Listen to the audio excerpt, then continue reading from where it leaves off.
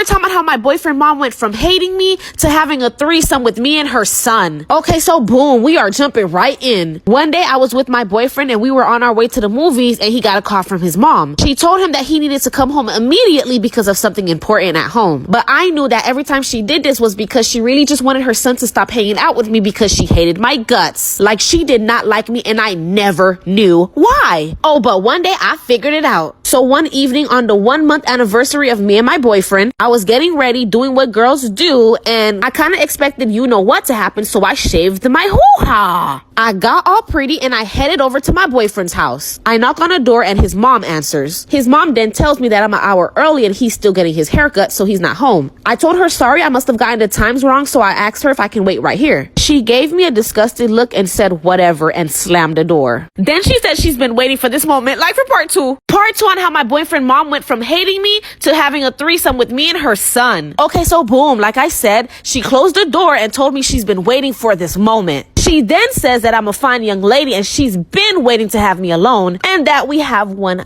hour before her son gets there. At that moment, it hit me. I knew exactly what was going on. And quite frankly, I was happy because his mom is hot. She led me to her room and then we started doing the nasty. By the way, she's 29 and I'm 17. Y'all wouldn't believe what happens next. My boyfriend walked through the door, caught us, but he wasn't shocked. He wasn't even mad. It was more like a jealous thing. Then he joined and we all started doing the nasty. I was literally shocked. I didn't believe what was happening. And this went on for 2 years. But then me and my boyfriend wanted to stop and just focus on each other and not his mom. She didn't like that at all. Like for part 3. Part 3 on how my boyfriend mom went from hating me to having a threesome with me and her son. Okay, so boom, like I said, after 2 years of me and my boyfriend dealing with his mom, we wanted to stop and just focus on each other. And oh, she didn't like that at all. She went right back to treating me horribly and hating my guts. And whenever she had a chance, she kept trying to break me and my boyfriend up.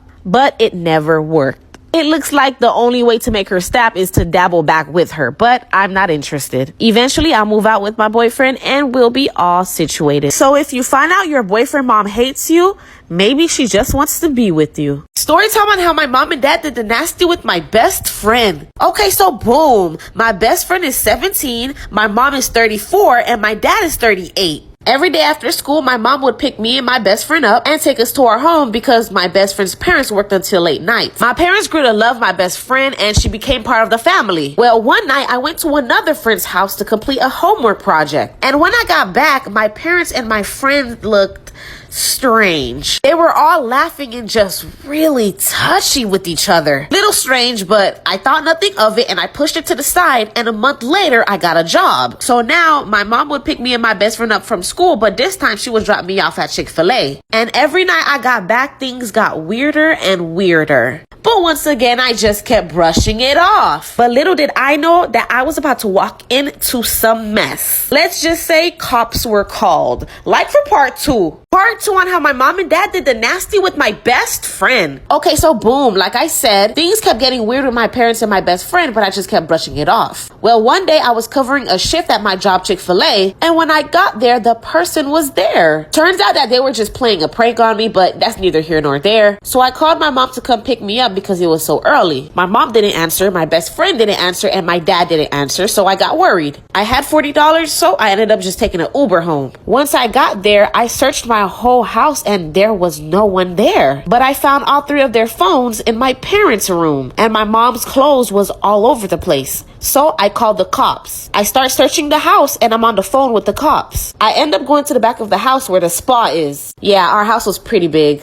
I make a right turn to the spa and find my dad, my mom, and my best friend doing the nasty in the water. Ciao, like for part 3. Part 3 on how my mom and dad did the nasty with my best friend. Okay, so boom, like I said, I make a right turn to the spa and I found my mom, my dad, and my best friend doing the nasty in the water. I literally screamed so hard and the cops asked me if I was okay. Then I said, sorry, there's no missing person, but there is underage nastiness going on. The police immediately came, arrested them, and they pressed charges. All 3 of those people I call my mom, dad, and best friend tried to apologize to me, but I definitely did not accept that. And I ended up moving into my granny's home. Now I'm 27 and I'm happily married. and I didn't invite none of them. I also have a 1-year-old baby boy and my mom is trying to see him. But nope, my grandparents are my only parents that I know. Just because you're blood doesn't make you family. Good riddance.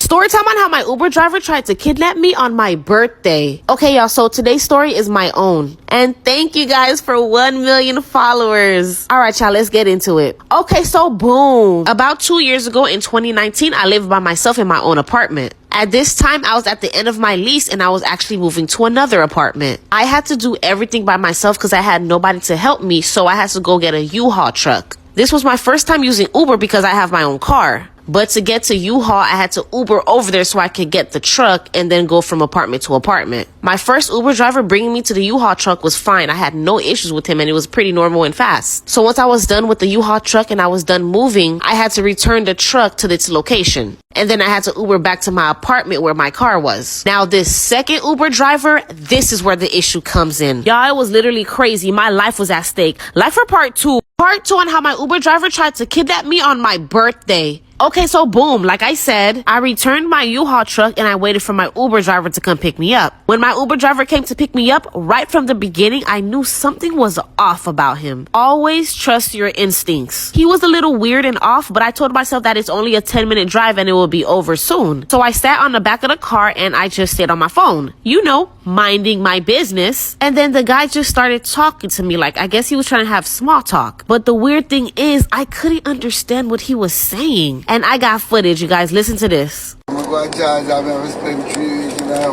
Yeah, I didn't know what he was saying, but I just thought he wanted to do small talk. So I just was like, oh, yeah, yeah, oh, ooh, ah. But then all of a sudden, he went off the path of my route. I was like, excuse me, you took the wrong turn. Then he turned back and looked at me and said, I think we're going exactly where we need to be. It gets worse. Like for part 3 on how my Uber driver tried to kidnap me on my birthday. Okay, so boom, like I said, he went off the path of my route.